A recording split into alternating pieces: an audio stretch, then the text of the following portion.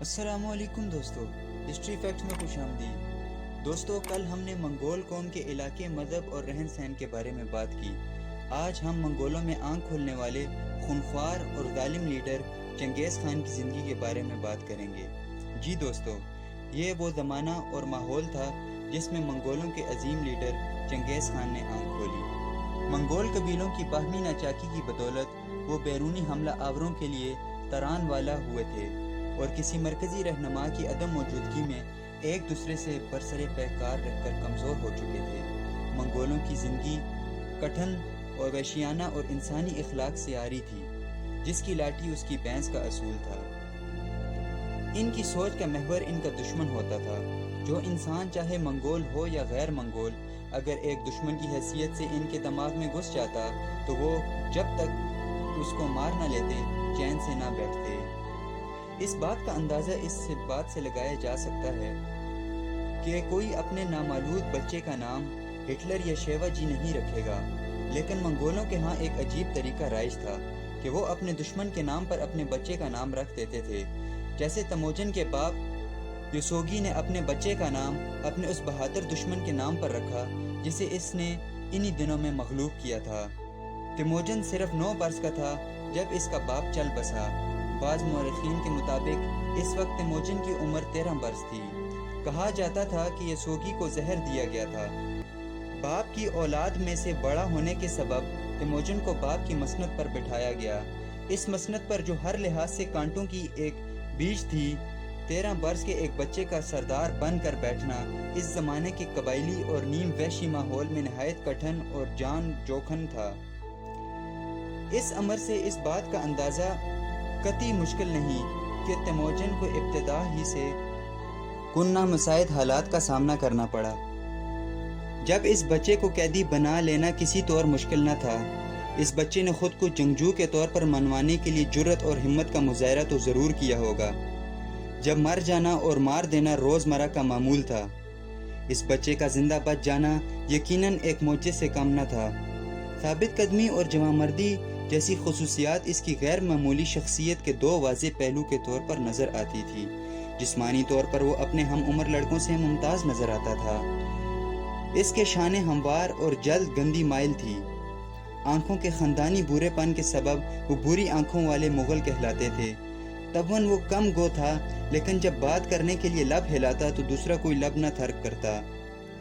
چھوٹی عمر میں وہ گھوڑ سواری کا خوف دور کر چکا تھا اور گلے کی رکھوالی جیسے فرائض ادا کر کے گھوڑ سواری کے گڑ سیکھ چکا تھا۔ لیکن منگول دستور کے مطابق ابھی تک اس کا شمار بچوں میں کیا جاتا تھا۔ لیکن جب ایک جھڑپ کے نتیجے میں اس کے ہاتھوں اس کے سوتیلے بھائی کے قتل نے اس جنگجوؤں کی فہرست میں شامل کر دیا، اب اسے مردوں کے ساتھ بیٹھ کر کھانا کھانے اور آگ کے آلاؤ کے گرد بیٹھنے کی اجازت تھی۔ اس سے پہلے وہ بچوں کے ساتھ لڑنے جھگڑنے پر مجبور تھا۔ منگولوں کا قول تھا کہ جو لڑنے جھگڑنے کے فن سے واقف نہیں، وہ چراگاہ کیسے حاصل کر سکتا ہے؟ جو لڑے اور خون بہانے کے بغیر ممکن ہی نہیں۔ جوان تیموجن اس مشکل صورتحال میں رہنمائی کے لیے اپنی ماں پر زیادہ تر انحصار کرتا تھا۔ ذاتی طور پر وہ اعلیٰ پائے کا بہادر اور جوش و خروش سے بھرپور تھا۔ یہ 2 خوبیاں قیادت کے لیے ویسی ہی ضروری تھیں جیسے جسم کے لیے روح، لیکن ان 2 خوبیوں کی زیادہ تر ضرورت اس زمانے کے اعتبار سے میدان جنگ میں تھی۔ زمانہ امن میں ان خوبیوں کے علاوہ اور بھی خوبیوں کی ضرورت تھی، جن میں تجربہ سر فہرست تھا۔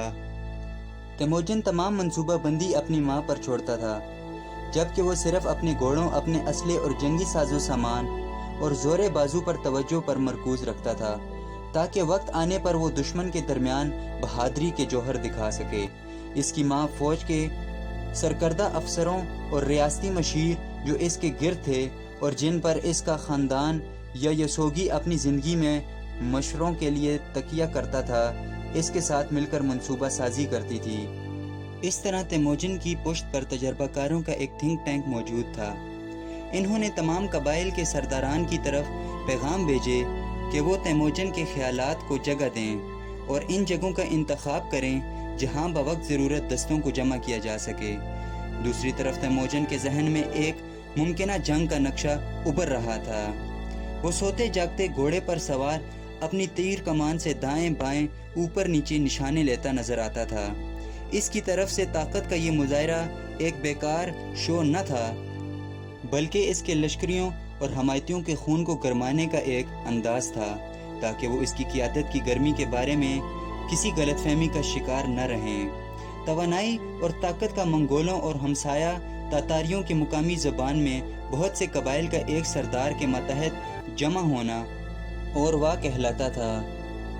یہ وہی اوروا تھا جس پر یازو نکی کی بلا شرکت غیر حکومت تھی، اور اس کی سرداری اس کے موت کے بعد اس کے نابالغ لیکن جوری بیٹے کو منتقل ہو گئی تھی۔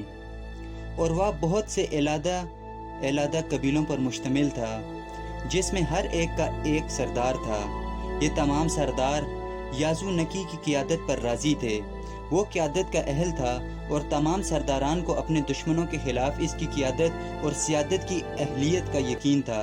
لیکن جب اس کا انتقال ہوا اور وہ اپنے پیچھے 13 برس کا ایک نہ تجربہ کار نوجوان چھوڑ گیا، تو کچھ سرداران کو اس لڑکے کی قیادت کی اہلیت پر شک تھا، چنانچہ وہ بغاوت پر مائل ہو گئے۔ باغی سرداروں میں سے 2 خاص طور پر یہ تصور کرتے تھے کہ قیادت پر ان کا حق ہے، اور وہ خان کے اس مرتبے کے لیے ایک نو آموز لڑکے کی نسبت زیادہ موزوں ہیں۔